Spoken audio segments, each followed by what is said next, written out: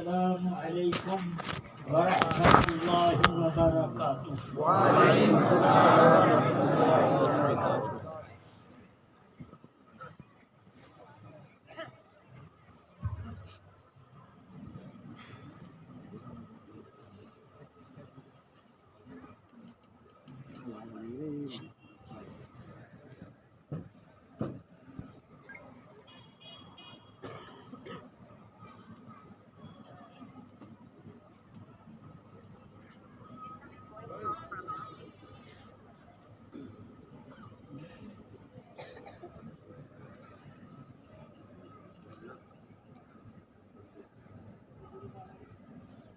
الحمد للہ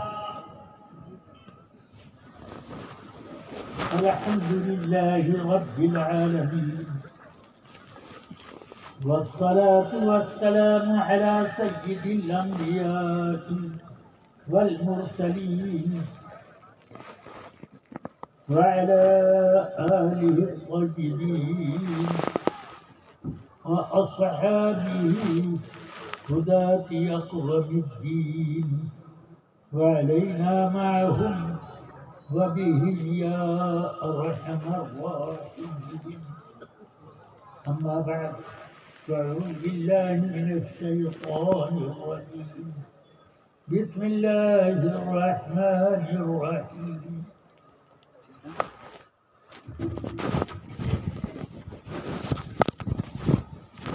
إنا عرضنا الأمانة على السماوات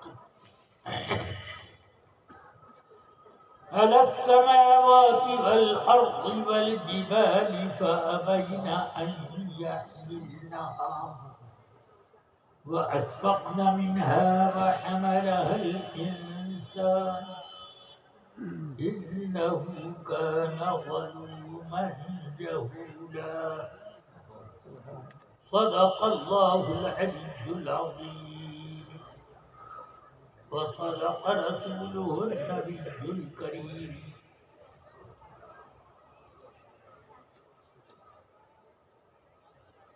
ایک بار آپ تمام حضرات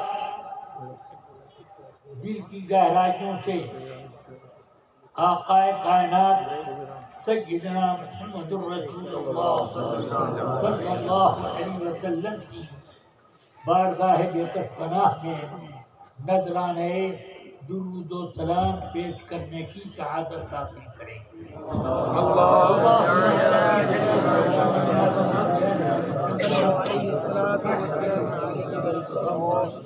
وعلى آله وصحبه وبارك وسلم. سفر در سفر ہے بسر خوب تر. یہی وقت اس طرح سے گزر رہا ہے. اللہ تبارک و تعالی ان تمام سفروں کو سفر آخرت آسان کرنے کا ذریعہ بنا دے. رفیقان گرامی، بخاری شریف کتاب العلم سے ایک حدیث میں سناتا ہوں. رسول اکرم سید عالم صلی اللہ علیہ وسلم اپنے صحابہ کے ساتھ مسجد شریف میں بیٹھ کر کچھ گفتگو فرما رہے تھے اور اپنی نورانی حدیثوں سے لوگوں کے دلوں کو منور فرما رہے تھے. اتنے میں ایک اعرابی آئے، یعنی کوئی دیہات کے مسلمان. وہ آئے، عرض کرتے ہیں متی الساعۃ یا رسول اللہ، اے اللہ کے پیارے رسول قیامت کب آئے؟ اب صحابہ فرماتے ہیں کہ رسول پاک اپنی گفتگو میں مصروف رہے اور اس شخص کو کوئی جواب نہ دیا. تو ہم میں سے بعض نے یہ کہا کہ رسول پاک نے اس کی بات سنی ہی نہیں، اس لیے جواب نہ دیا، سنی ہوتی تو جواب دیتے۔ بعض لوگوں نے یہ کہا نہیں، رسول پاک نے اس کی بات سن لی ہے مگر اس کا یہ سوال آپ نے ناپسند فرمایا، اس لیے جواب نہ دیا۔ جب اپنی گفتگو سے آپ فارغ ہوئے تو ارشاد فرماتے ہیں اَيْنَ أُرَاهُ السَّائِلَ عَنِ السَّاعَةِ، قیامت کے بارے میں سوال کرنے والے کدھر ہیں؟ وہ آگے بڑھے، ہاں انا یا رسول اللہ، یہ میں حاضر ہوں، اے اللہ کے پیارے رسول میں حاضر ہوں۔ فرمایا اذا ضيعت الامانہ فانتظر الساعہ، جب امانت برباد ہو جائے تو قیامت کا انتظار کریں۔ اب آئی تب آئی، وہ اب اتنے ہی پر اسی جواب پر ان کو صبر نہ ہوا۔ بڑا اچھا کیا کہ ایک سوال اور کر دیا، کیف اضاعتها یا رسول اللہ، امانت کیسے برباد ہوگی یہ بھی تو بتا دیا جائے، کیسے برباد ہوگی؟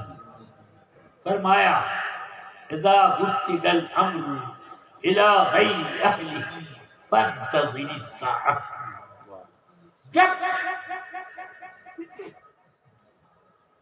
معاملات کی ذمہ داریاں نااہلوں کے سپرد کر دی جائیں تو قیامت کا تو انتظار کریں۔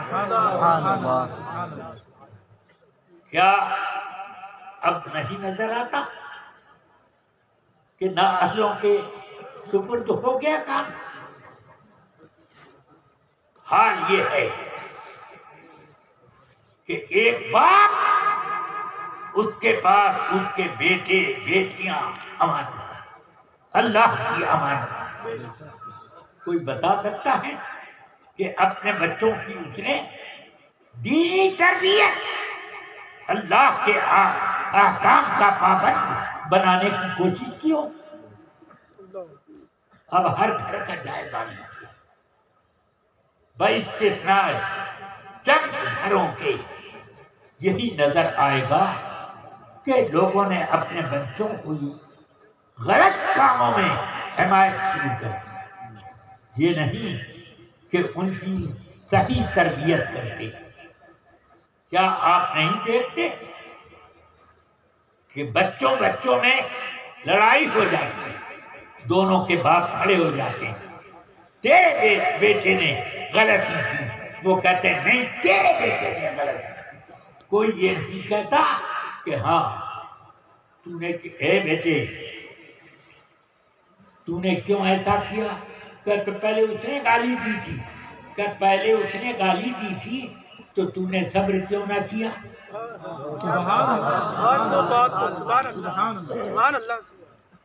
یا تو نے گالی کے جواب میں اس کو دعا کیوں نہ دی کہ اللہ تجھ کو پاکیزہ زبان دے؟ سبحان اللہ سبحان اللہ سبحان اللہ۔ کوئی یہ کہنے والا نہیں۔ اس لیے میں سمجھتا ہوں کہ اب حالات دیگر بھی ہو گئے، اب گھروں سے باہر نکل گئے۔ حالات یہ ہیں آدمی قرض مانگتا ہے، یعنی دوسرے کے پیسے کی واپسی کا ذمہ دار بنتا ہے کہ تیرا یہ پیسہ میرے پاس امانت ہے۔ مگر ہوتا کیا ہے؟ ہوتا کیا ہے؟ قرض کو آدمی سمجھتا ہے کہ آج مجھے دست غیب سے کچھ مل گیا، دست غیب حاصل ہوا۔ ایک طالب علم جب ہم لوگ سرکار حافظ ملت کی بارگاہ میں پڑھتے تھے سبحان اللہ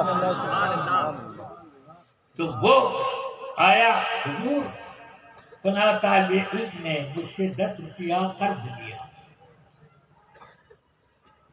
اب مانگ رہا ہوں تو دے نہیں رہا۔ فرمایا تو نے کیا سمجھ کے قرض دیا؟ تجھے معلوم نہیں ہے کہ قرض حسنہ کسی زمانے میں قرض حسنہ تھا، آج قرض پھسنا ہے۔ قرض حسنہ نہیں ہے، قرض پھسنا۔ یہ ذمہ داریوں کا حال ہے۔ بازار میں اب کوئی سوداگر آپ کو ادھار پر مال دے تو اس کا دل دھک دھک کرتا ہے کہ پیسہ یہ وقت پر دے گا کہ نہیں، یعنی اس کو امانت داری کے اوپر اور ذمہ داری کے اوپر احساس ہی نہیں، یعنی اعتماد ہے نہیں اس آدمی کا۔ کیا یہ ذمہ داریاں آپ کو نہیں گئی؟ یہ تو کچھ میں ادھر ادھر کی باتیں کر رہا ہوں۔ رسول پاک سرور عالم صلی اللہ علیہ وسلم ارشاد فرماتے ہیں، اٹھائیے ترمذی شریف ابواب البر والصلہ، فرماتے ہیں آقا کائنات ما دخل والد ولدہ احسن من حسن الادب، کسی باپ نے اپنی اولاد کو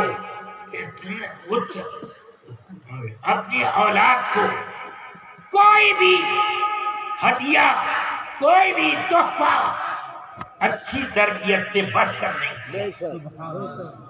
یعنی وہ کھیتوں کے ہزاروں ایکڑ زمین کا فارم لکھ دے اپنے بیٹے کے لیے، وہ فیکٹریاں دے دے، وہ بینک بیلنس اس کے لیے مقرر کر دے، مگر کچھ نہ دیا اگر اچھی تربیت نہ دی۔ کیا اس بات کی ذمہ داری ہے آپ کے پاس کہ آپ کے کا بچہ وہ اتنی بڑی پونجی لینے کے بعد جوا نہیں کھیلے گا، وہ اللہ کی راہ پہ خرچ کرے گا اور اللہ کی عبادت کرے گا؟ آپ نے ایسی تربیت دی ہوتی تو ضرور ایسا ہوتا۔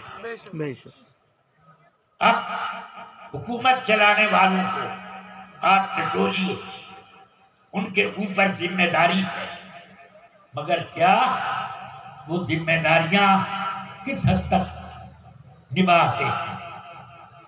اپنا بینک بیلنس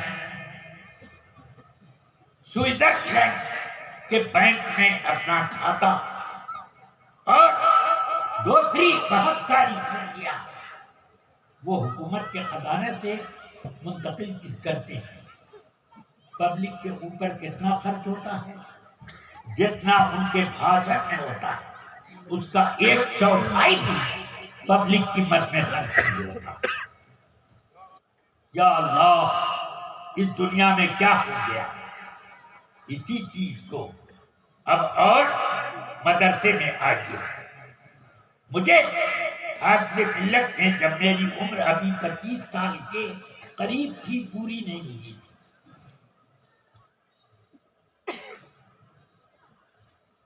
شیخ الحدیث بنا کر ایک بڑے مدرسے میں بھیجنے کے لیے طلب کیا۔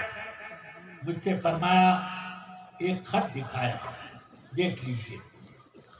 میں نے دیکھ لیا، بڑی لمبی تنخواہ اس زمانے کے وقت، اس زمانے میں تھی۔ سوچو آج تو میں 90 کے قریب ہو گیا، 89 سال پورے ہونے لگے، اس وقت میں ابھی 25 سال کا بھی نہیں تھا۔ اس وقت کیا سستائی تھی، کیا تنخواہیں ہوتی تھی۔ اس وقت میں صرف 75 روپے ماہانہ تنخواہ پر صدر مدرس تھا ایک مدرسے میں، 75 روپے، اور اتنی برکت اس 75 میں تھی کہ 6 طالب علموں کو میں اپنے گھر جاگیر کھلاتا اور کبھی بھی مجھے قرض لینے کی نوبت نہ آئی۔ الحمدللہ میری والدہ نے بھی مجھے یہی درس دیا تھا. سبحان اللہ. ہم یتیم تھے اور والدہ ماجدہ ہم کو یہ درس دیا کرتی تھی. دیکھو قرض کسی سے مت لینا، قرض سے ذلت آتی ہے. سبحان اللہ. سبحان اللہ. لوگوں میں اعتماد گھٹتا ہے، دوستیاں کٹ جایا کرتی ہیں، اس لیے قرض مت لیا کرو، کبھی مت لیا. نہیں لیا. ہم لوگ گھر کے جتنے افراد تھے، یہ نہیں کہ میرے والد ماجد حضور صدر شریعہ کوئی خزانہ چھوڑ کے گئے تھے. الحمدللہ خزانے تربیت تو ضرور چھوڑا، مگر یہ دنیاوی خزانہ کچھ نہیں. کیا بات ہے وہ. اب ہم لوگوں کی پرورش میری والدہ ماجدہ نے کس طرح کی، اللہ تعالی اس کی جزائے خیر انہیں جنت میں کروٹ کروٹ عطا فرمائے. آمین آمین. سبحان اللہ. ہم نے کبھی قرض نہیں کیا، سب کام چلتا رہا، اپنی سانس اپنی جگہ قائم رہی. لوگ سمجھتے تھے کہ ہم لوگ لکھپتی ہیں. اس زمانے میں لکھپتی ہونا بہت بڑی دولت کی آدمی تھی. تو لوگ سمجھتے یہی تھے کہ یہ لوگ کہاں سے کھاتے ہیں، کیا ہوتا ہے، کیسے خرچ چلتا ہے. ضرور ان لوگوں کو تکیے کے نیچے سے دست غیب ملتا ہے، یا ان کے لیے صدر شریعہ نے بہت بڑا خزانہ کھولا ہے. یہ لوگ لکھپتی ہیں. میں اللہ کا شکر ادا کرتا ہوں. خدا بندہ ہمیں جتنا دیا ہے تمہیں اس کا شکر بھی ہم ادا نہیں کرتے، مگر یہ کہ لوگوں میں اتنی عزت دے دی کہ لوگ ہمیں لکھپتی سمجھتے ہیں. یہ بھی تیرا بہت بڑا کرم ہے. سمجھ گیا. الحمدللہ یہ سب کچھ تھا. ہمارے ہاں مہمانوں کی آمد بھی خوب ہوتی تھی اور سب کا کام چلتا تھا. اب چلیے اور آگے بڑھیے. مسجد کے کتنے امام ہیں کہ امام کے فرائض شرائط اس کے آداب پر باقاعدہ پابند ہیں. کتنے لوگ ہیں آپ ذرا ٹٹولیں گے اور تنہائیوں میں ان کا جائزہ لیں گے تب آپ کو پتہ چلے گا کہ امامت کرنے والے اکثر ایسے لوگ ہیں جو اپنے ان کے معائب پر اگرچہ اللہ نے پردہ ڈالا مگر وہ خود اپنے سینے پر ہاتھ رکھ کر کے سوچیں کہ میری یہ بات کتنی غلط ہے. مولانا عبدالمصطفیٰ قاسمی صاحب احمد آباد کا ایک واقعہ سنانے لگے رحمت اللہ تعالی علیہ کہ ایک امام صاحب نے نماز کے اختتام کے وقت سجدہ سہو کا سلام کیا اور سجدہ سہو کیا. نماز سے فارغ ہوئے تو ایک صاحب نے پوچھا امام صاحب کس بات کا سجدہ سہو کیا آپ نے؟ کیا سہو ہو گیا؟ کیا سہو ہوا تھا؟ مسئلہ ہم لوگوں کو بھی تو معلوم ہے کیا ہوا تھا. کہ بھائی وہی تو بتا دیجیے. بہت اصرار پر انہوں نے فرمایا کہ پھسکی نکل گئی. پھسکی نکل گئی.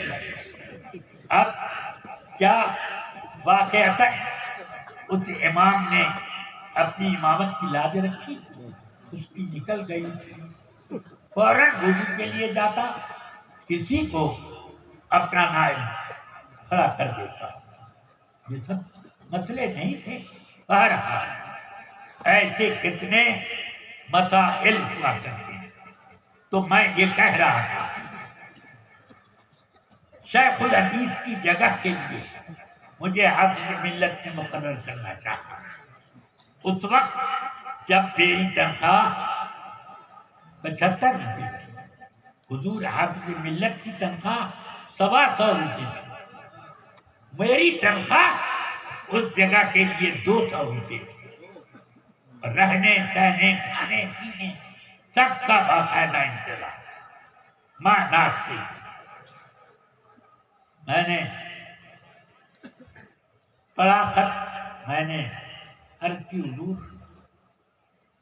جو کچھ بھی مجھے پڑھانے کے لیے آپ فنون کی کتاب دیں میں اس کے لیے تیار ہوں، معانی ہو، نحو ہو، صرف ہو، منطق ہو، فلسفہ ہو، بدیع ہو، اور جو بھی اور فنون ہو میں پڑھانے کو تیار ہوں، مگر حدیث شریف میں پڑھانے میں ایک جھجک محسوس کرتا ہوں۔ فرمایا کیا ہے؟ میں نے کہا اگر مجھ سے ایک معمولی غلطی حدیث کے بیان میں ہو گئی تو میں نہ دنیا کا رہوں گا نہ آخرت کا، مجھ سے یہ کام نہیں ہو سکے گا۔ مگر آج سچے دل سے مجھے اور علماء بتائیں کہ ان کو ایسا منصب اگر دیا جائے تو وہ کتنا لپک کر کے اس کو قبول کرتے ہیں، آپ خود اس کو اندازہ کریں۔ میں جانتا کہ کتنے ایسے لوگ شیخ الحدیث ہیں جن کو حدیث پڑھانا تو الگ بات ہے، اصول حدیث کی کتاب بھی پڑھانا یہ حال ہے۔ بہرحال تو فرمایا اس کا مطلب یہ ہے کہ ہم جو اس کام کے لیے آج کی طرف نظر دوڑائی یہ ہماری بے وقوفی تھی۔ معاذ اللہ، میں نے میرے دل میں اس طرح کی کوئی بات بھی نہیں، اور میری گردن اتنی جھک گئی کہ معلوم ہوتا تھا کہ اب زمین میں چلا جاؤں۔ تو آپ نے ایک طالب علم کو بلایا، جاؤ حضرت مولانا عبدالرؤوف صاحب کو بلا کے لے آؤ۔ وہ تشریف لائے، وہ بھی میرے بہت پاک باز بلند قامت علم کے میدان کی جلالت وہ تھے۔ وہ آئے، فرمایا ان کے سامنے وہ پیشکش میں نے کی جس سے میں نے آپ کا مشورہ لیا، تو کیا ہوا؟ کہتے ہیں یہ معذرت کر رہے ہیں کہ مجھ سے یہ کام نہ اٹھائے گا۔ فرمایا حضور اس سے اچھا پڑھانے والا کون ملے گا؟ کیوں نہیں مانگتا؟ اب میری طرف مخاطب ہو، کیوں نہیں قبول کرتا؟ ڈانٹنے لگے مجھے بہت، میں چپ چاپ بیٹھا رہا۔ تو حضور آپ سے ملت بتانے لگے کہ فرماتے ہیں یہ ان کی تواضع ہے جو یہ معذرت کر رہے ہیں۔ فرمایا کہ حضور بالکل تواضع سے بھی آگے کچھ ہے، اس کو قبول کر لینا چاہیے۔ قبول کر لے مولانا عبدالرؤوف صاحب، قبول کر۔ ڈانٹ کے دے۔ میں نے کہا ایک شرط ہے۔ ڈانٹ کے فرماتے ہیں کیا شرط ہے؟ کیا شرط ہے؟ میں نے کہا کہ حضرت اتنا ذمہ لے لیں کہ میرا تعاون کریں گے۔ فرمایا ہم ہر طرح کے تعاون کے لیے تیار ہیں۔ سبحان اللہ۔ میں نے کہا الحمدللہ اب یہ فقیر بھی تیار ہے، قبول کرتا ہے کہ اب اس منصب پر جاؤں گا۔ کیا ٹھیک ہے؟ تو اب پڑھاتے پڑھاتے کبھی کبھی ایسا اعتراض آ جاتا جس کا جواب مجھ سے نہ بن پاتا، فوراً آنکھ بند کر دیتا، آپ سے ملت کا تصور کرتا ہوں۔ سبحان اللہ چند سیکنڈ گزرتے تھے، پورا منٹ نہیں، سبحان اللہ چند سیکنڈ گزرتے اور سارا جواب حاضر۔ یہ کہتے ہیں سبحان اللہ میں سبحان نے اللہ کہا ہاں استاد ہوں تو ایسا سبحان اللہ سبحان کہ وہ 700 کلومیٹر کی دوری پر ہے اور میں اتنے فاصلے پر، اور سیکنڈوں میں وہ وہاں سے یہاں آ گئے اور مجھے یہاں سے وہاں ملا دیا۔ سبحان اللہ۔ تو یہ سمجھ میں آیا کہ ذمہ داریوں کے بارے میں اسی دور میں نے ایک خط لکھا سرکار کی خدمت میں، حضور مجھے کچھ نصیحت فرما دیں، ایک پوسٹ کارڈ پہ بس اتنے ہی لکھا۔ حضور کے مزار شریف کہتے ہیں اور میں یہ خط صرف اس لیے حاضر خدمت کر رہا ہوں کہ مجھے کچھ نصیحت فرما دیں۔ جواب آیا وعلیکم السلام، آپ کی خیریت کا میں طالب ہوں، دعا کرتا ہوں۔ آپ نے مجھ سے نصیحت کی فرمائش کی، میرے پاس صرف ایک نصیحت ہے، وہ ہے احساس ذمہ داری۔ عبدالعزیز صوفیہ یہ اتنا لکھا، سمجھ گیا؟ احساس ذمہ داری۔ اب مجھ کو فوراً وہ حدیث یاد آ گئی جو بخاری نے کتاب العلم، وہ کتاب الجمعہ میں تخریج فرمائی۔ فرماتے ہیں کہ رسول پاک صلی اللہ علیہ وسلم نے فرمایا کلکم راع وکلکم مسئول عن رعیتہ، اے لوگو تم میں سے ہر ایک ذمہ دار ہے، ہر ایک سے ذمہ داری کا حساب کتاب ہوگا کہ تم نے اپنی ذمہ داری پوری کی کہ نہیں۔ اس زمانے میں سب سے بڑی وہ ذمہ داری ہے جو سب سے بڑی ذمہ داری اللہ تعالیٰ نے آسمانوں کے سامنے پیش کی، زمین کے سامنے پیش کی، پہاڑوں کے سامنے پیش کی، سب نے معذرت کی اور اس ذمہ داری کے احساس سے وہ اشفقن منہا، لرزہ بر اندام ہو گئے۔ وہ حملہ الانسان، انسان نے اس ذمہ داری کو قبول کر لیا۔ آسمان بار امانت نہ توانست کشی، آسمان بار امانت نہ توانست کشی، قرعہ فال بنا میں منے دیوانہ زدن، قرعہ فال بنا میں منے دیوانہ زدن۔ یہ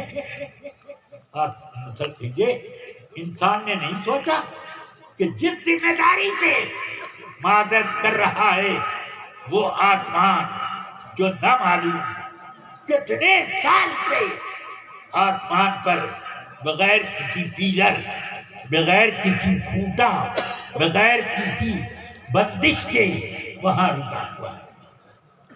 وہ آسمان اتنا پرانا ہو گیا کہ جس کی عمر کا اندازہ نہیں، مگر اس میں ایک خراج تک ہے۔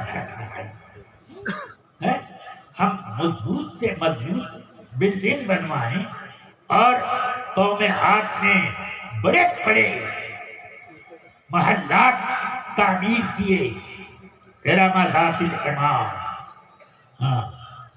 الذین جابوا الصخر بالواد، یہ کیسے کیسے بنائے، سب زمین کا پیبند ہے، مگر یہ آسمان ہے، ایک کریچنگ نہیں آئی، رنگ میں ایک تبدیلی نہ آئی، جیسا چمچما رہا تھا اپنی پیدائش کے وقت آج ویسے ہی۔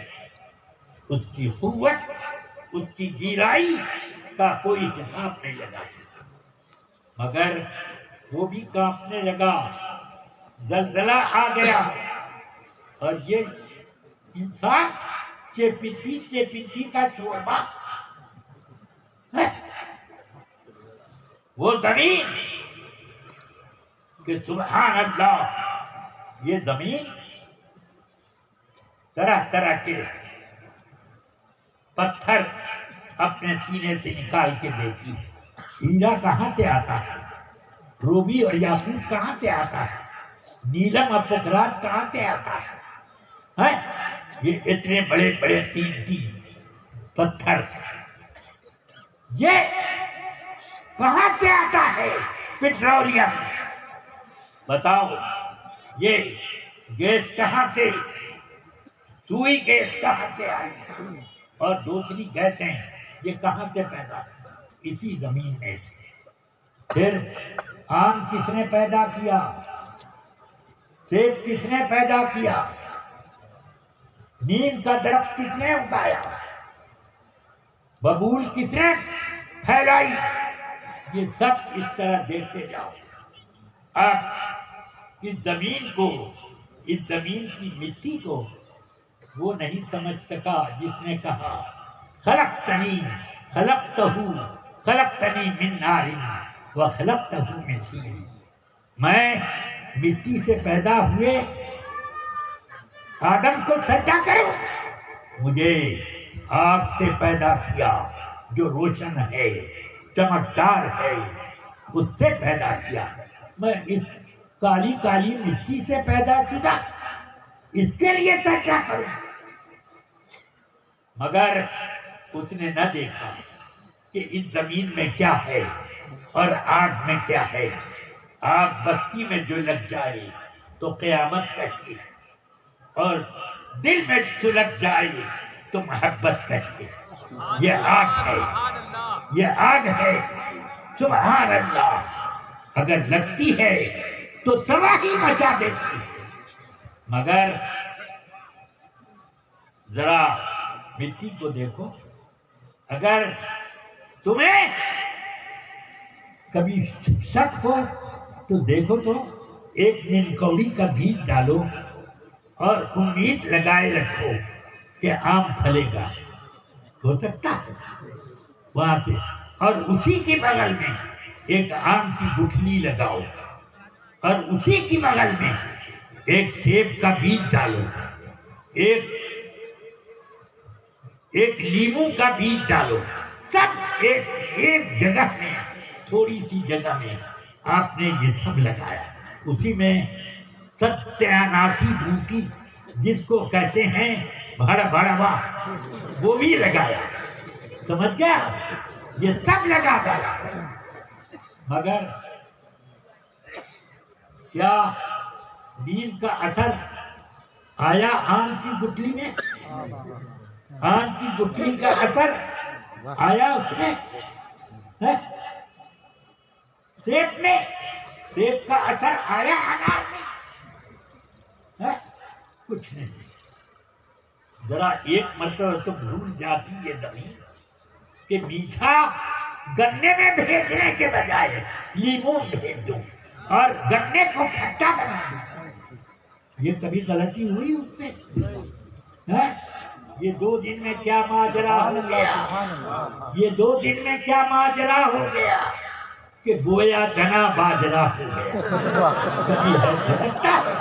ایسا نہیں ہوتا۔ اب یہ زمین ہے، اس زمین میں میٹھا تلاش کرو تو میٹھا ملے گا، کڑوا تلاش کرو تو کڑوا ملے گا۔ اس زمین میں اگر کھٹا تلاش کرو تو کھٹا ملے گا، کھٹا تلاش کرو تو کھٹا ملے گا۔ اس میں وہ بھی ہے کہ اگر تم گلاب کی خوشبو تلاش کرو تو وہ بھی ملے گا، چمیلی اور جوہی کی بھی خوشبو ملے گی، اور اسی میں بھڑوا اور بھٹیا کی بدبو بھی ملے گی۔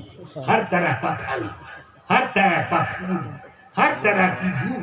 یا اللہ، کوئی پھول لال لال نکلا، کوئی پیلا پیلا، کوئی سفید سفید، اور کوئی نیلا، عجب عجب طریقے کے رنگ بھی نہ گنے جا سکے۔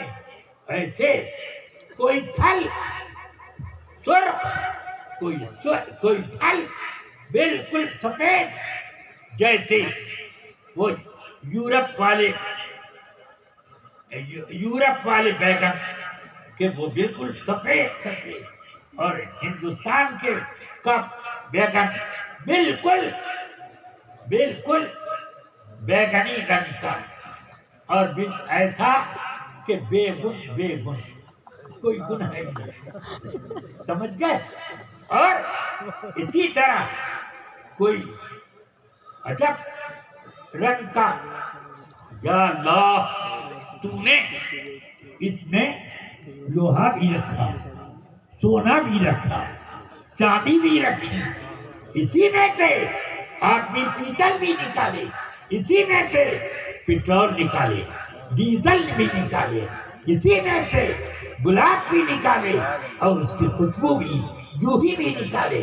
یا اللہ، یہ حکمت اگر ابلیس جان جاتا تو خدا کے قسم ہرگز یہ نہ کہتا،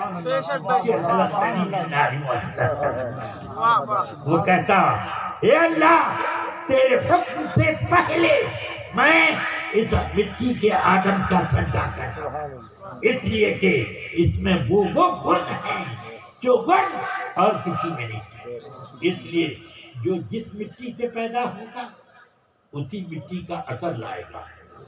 سمجھ میں آئی بات؟ اب اسی مٹی سے پیدا کیے ہوئے انسان کو اللہ نے ذمہ داریاں سپرد کر دی۔ سب سے پہلی ذمہ داری ایمان کی رکھی۔ سمجھ میں آئی بات؟ اب ایمان کے بارے میں دو گروہ ہو گئے، ایک منافقین، ایک مشرکین۔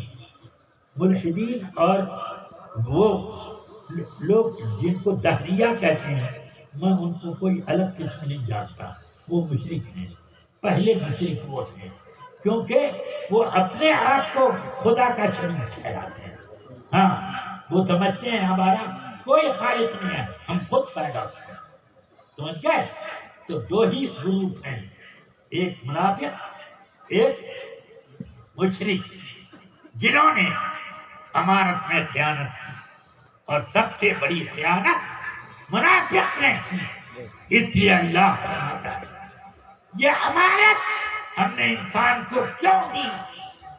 لِيُعَذِّبَ اللَّهُ الْمُنَافِقِينَ وَالْمُنَافِقَاتِ وَالْمُشْرِكِينَ وَالْمُشْرِكَاتِ۔ کیوں دی؟ تاکہ وہ عذاب دے منافقین اور منافقات کو، اور تاکہ وہ عذاب دے مشرکین اور مشرکات کو۔ اب میں پوچھنا چاہتا ہوں آپ سے کہ منافقین کا نام پہلے کیوں لیا گیا، مشرکین کا بعد میں؟ بتائیے۔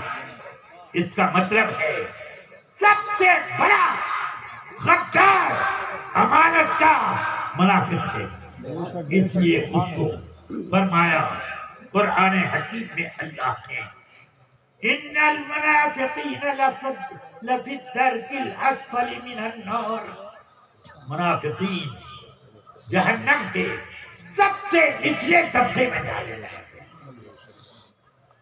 وقت ختم ہو گیا، اب میں تقریر بھی ختم کروں، اگرچہ یہ ناقص ہی ہے کہ ابھی میں نتیجے تک نہ پہنچا، مگر اخیر میں بتا دوں کہ منافق ظاہر میں کلمہ پڑھتا ہے، ظاہر میں نماز پڑھتا ہے، اور وہ نماز ذرا حضور کے زمانے کے منافقین کو دیکھو، وہ نماز آپ لوگوں کو کبھی ملی؟ رسول پاک کی ابتدا میں کرتے، وہ ابتدا آپ کو خواب میں بھی نہیں ملی کہ رسول پاک کی ابتدا میں ہم ظاہر میں نہیں، خواب میں نماز پڑھتے، ایسا نہیں نہ، مگر وہ منافقین پڑھتے تھے حضور کی ابتدا میں، حضور کی مجلس میں بیٹھتے، مگر کیا ہوا؟ اللہ نے فرمایا کہ یہ کیا ہے؟ وَمِنَ النَّاسِ مَن يَقُولُ آمَنَّا بِاللَّهِ وَبِالْيَوْمِ الْآخِرِ وَمَا هُمْ بِمُؤْمِنِينَ۔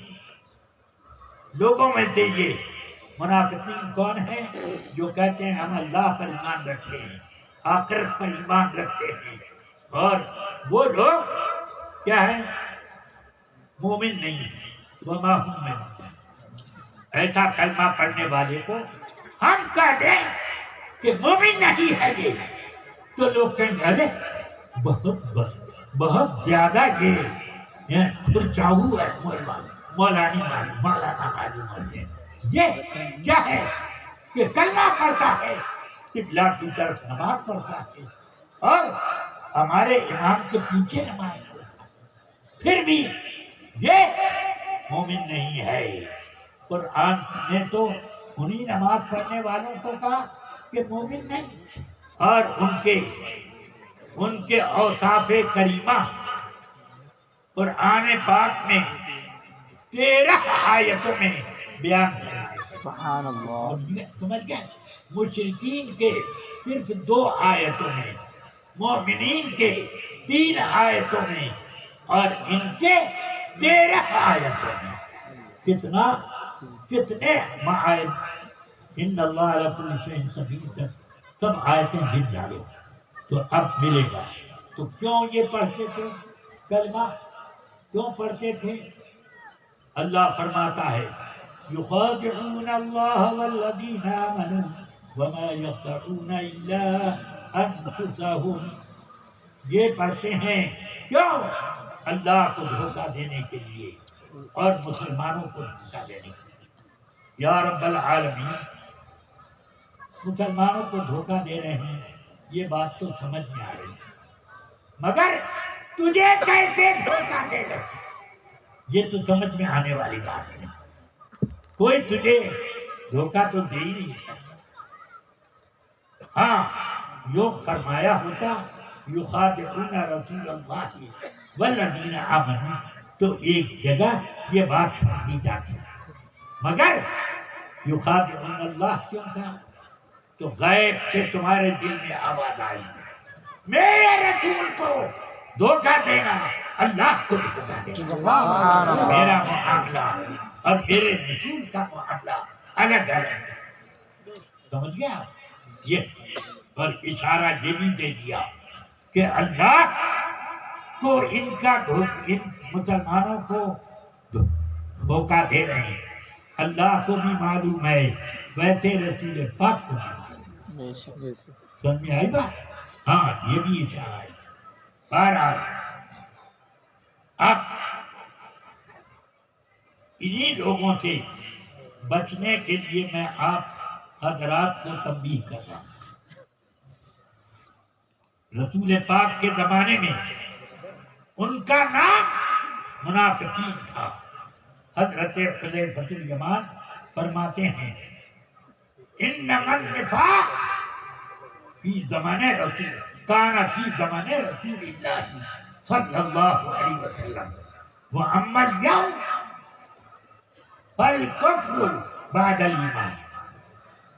رسول پاک کے زمانے میں 3 قسمیں تھیں، مسلمان، منافق، کافر۔ مگر اب منافق کسی کو نہیں بولا جائے گا، مومن یا کافر۔ یہ رسول پاک کے وہ صحابی بول رہے ہیں جن کو صاحب سر رسول اللہ صلی اللہ علیہ وسلم رسول پاک کے چھپ چھپ کر اکیلے میں کریت کر بات پوچھا کرتے تھے، اور وہ راز رسول پاک کے اپنے سینے میں جمع کرتے تھے۔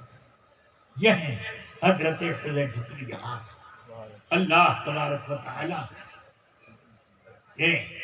اب فرماتے ہیں وہ کہ آج ایمان کے بعد نفاق کوئی چیز نہیں ہے، کفر ہے کفر۔ ان سب پر کفر کا فتویٰ لگے گا جو اللہ کی توہین کریں، رسول اللہ کی توہین کریں، قیامت کو جھٹلائیں، شفاعت کا انکار کریں، وغیرہ وغیرہ، جو کچھ بھی ہے۔ ان سب اس طرح قرآن کی تکذیب یا قرآن کی آیتوں کو کو کم زائد کہنا یہ سب کفر ہے، کفر، سمجھ گیا؟ اس لیے آپ خوب اچھی طرح سے اس کو سمجھیں۔ ہاں، اللہ تعالی مجھے اور آپ کو سب کو صحت ایمان کے ساتھ رکھیں، اور وہ صرف مسلک اعلیٰ حضرت میں آپ کو ملے گا۔ اس زمانے میں اگر کسی کو ایمان بچانا ہے تو پھر کہاں بچائے گا؟ حضرت امام احمد رضا کے زمانے میں انہیں کی کتابوں سے بچائے گا، انہیں کی تعلیمات سے ایمان بچائے گا۔ سونا جنگل، رات اندھیری، چھائی بدلی کالی ہے، مسجد مسجد، جلسہ جلسہ، ڈگر ڈگر، کچھ کبا جبا والے اور لال رنگ کا رومال لپیٹے ہوئے یا سفید رنگ کا ایسے بھی ملیں گے جو خوب قال اللہ قال رسول پڑھیں گے، مگر سونا جنگل، رات اندھیری، چھائی بدلی کالی ہے، سونے والوں جاگتے رہو، چوروں کی رکھوالی، چوروں کی رکھوالی۔ یہ چور اب ادھر ادھر چاروں طرف پھیل پھیل کر لوگوں کو بہکا رہے ہیں، ان میں عورت بھی ہیں، ان میں مرد بھی ہیں، ان میں ہجڑے بھی ہیں، ان میں طرح طرح کے لوگ۔ اللہ بچائے، اللہ ہے۔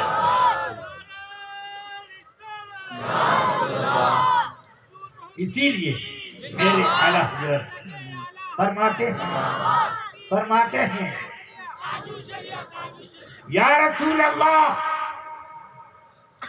تیرے غلاموں کا نقش قدم ہے راہ، سبحان اللہ سبحان اللہ، تیرے غلاموں کا نقش قدم ہے راہ خدا۔ وہ کیا بہت سکے جو یہ سراغ لے کے چلے۔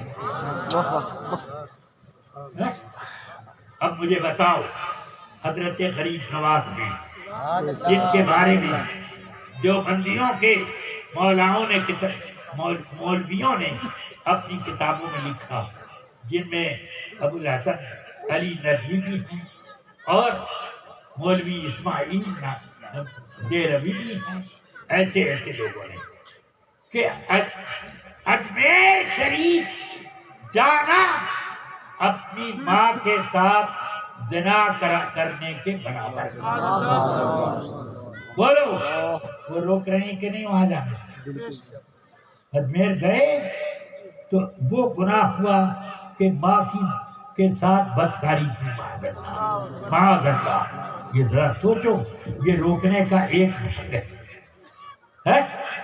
غوث پاک کے بارے میں وہابیوں کا کہنا اور محمد ابن عبد الوہاب کا یہ کہنا کہ میرا یہ ڈنڈا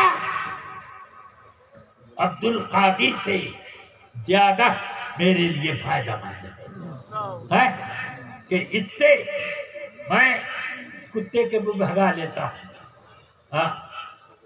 اس کے بھائی نے کہا کیا بکواس کرتے ہو؟ کیا بکواس نہیں کرتا، دیکھو یہ میری اونٹنی بیٹھی ہے،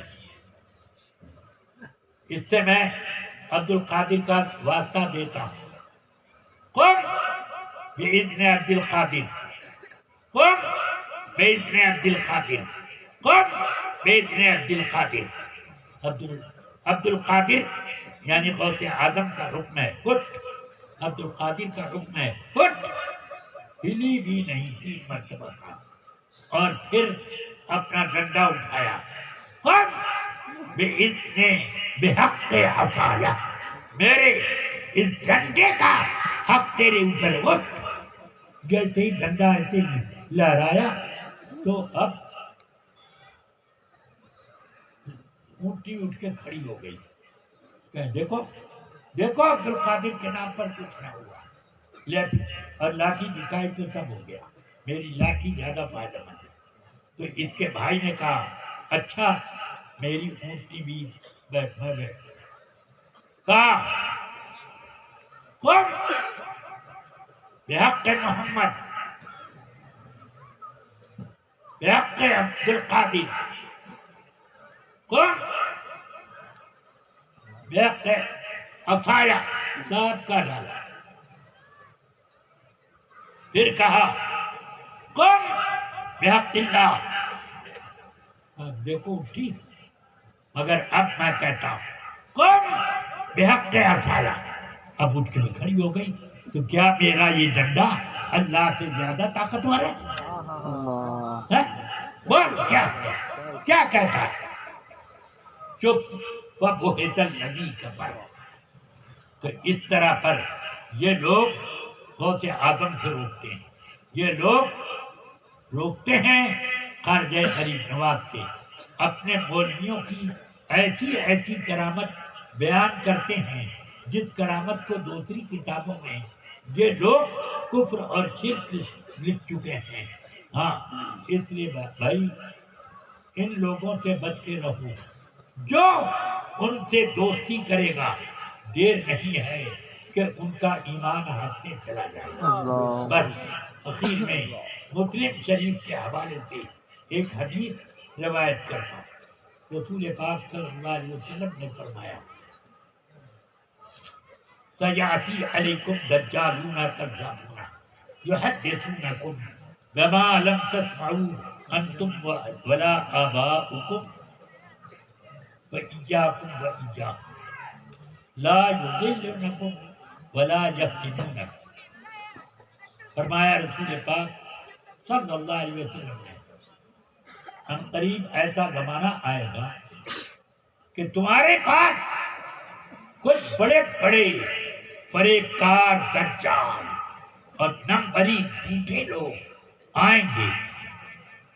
ان کو میرے آقا پہلے ہی سے جھوٹا دجال سب فرما رہے ہیں. پھر فرماتے ہیں یحدثونکم، وہ لوگ تم سے وہ باتیں کریں گے جو نہ تم نے سنی نہ تمہارے باپ دادا نے سنی. نہ تم نے سنی نہ تمہارے باپ دادا نے سنی. فإیاکم وإیاکم،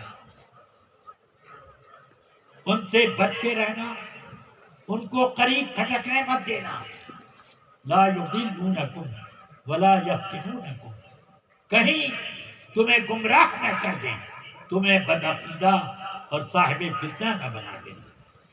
اس لیے رسول پاک نے ہمیں باپ دادا سے جو روایت آ رہی ہے اس پر عمل کرنا، نہ یہ کہ ان لوگوں کی بتائی ہوئی باتوں.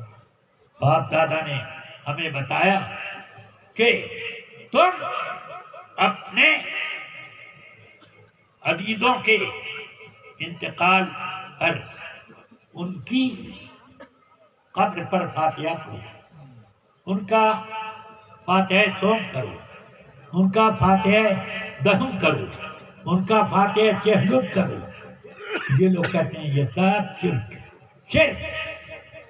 ہم باپ دادا سے سنتے آئے کہ کسی مسلمان کی قبر پر سے چلنا مت. یہ کہتے ہیں نہیں، اس پر کھیتی بھی کرنا جائز ہے.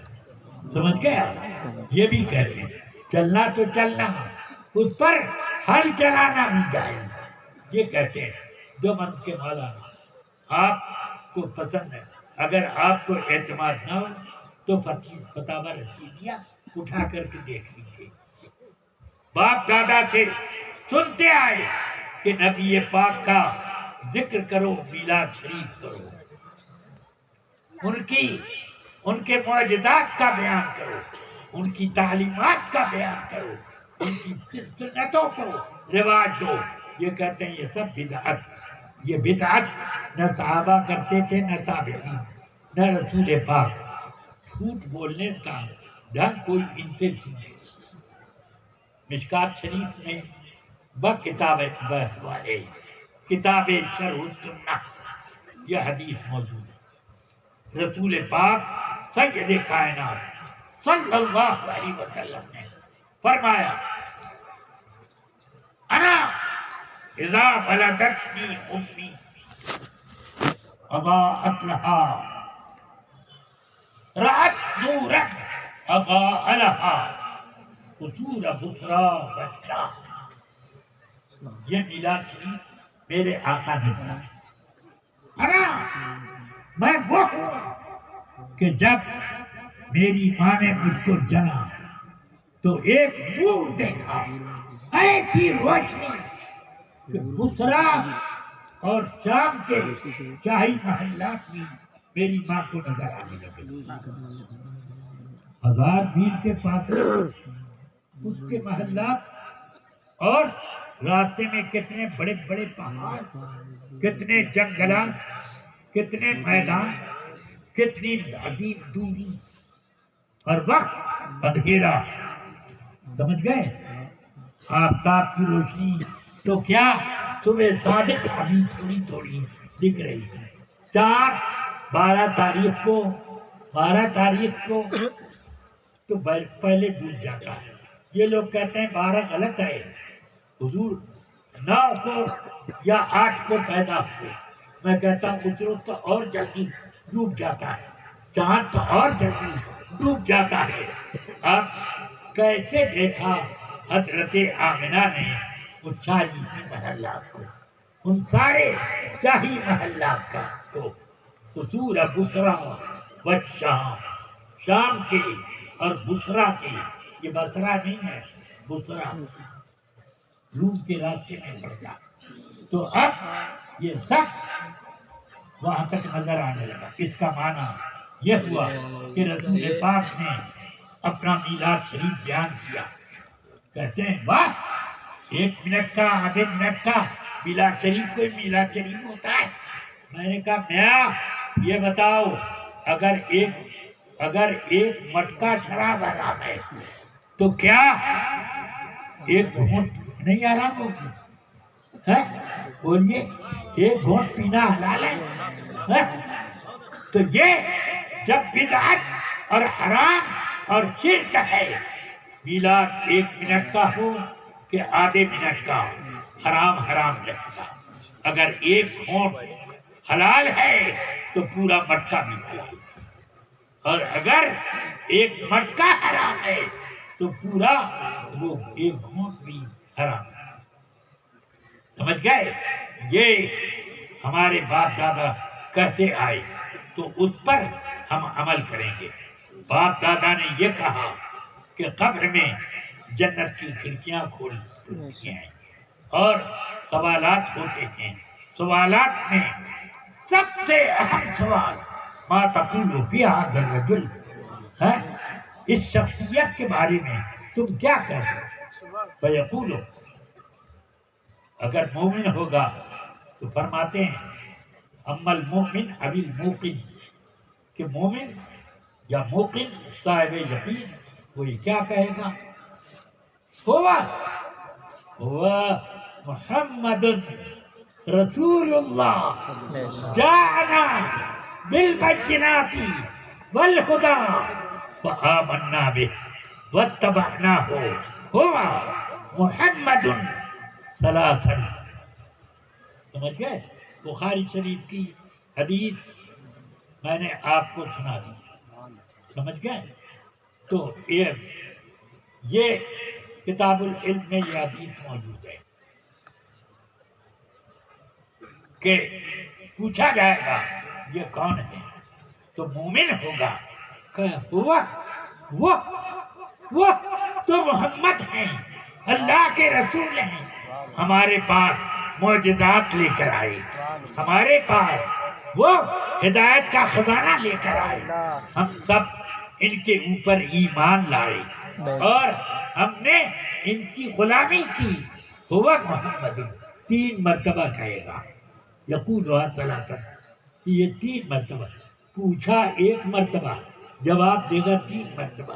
شاعر کو لوگ کہیں مکرر ارشاد، تب تو وہ مکرر کرے، مگر یہ خود کہے اور خود مکرر کرے. کتنی لذت اس کہنے والے کو مل رہی. سمجھ گیا؟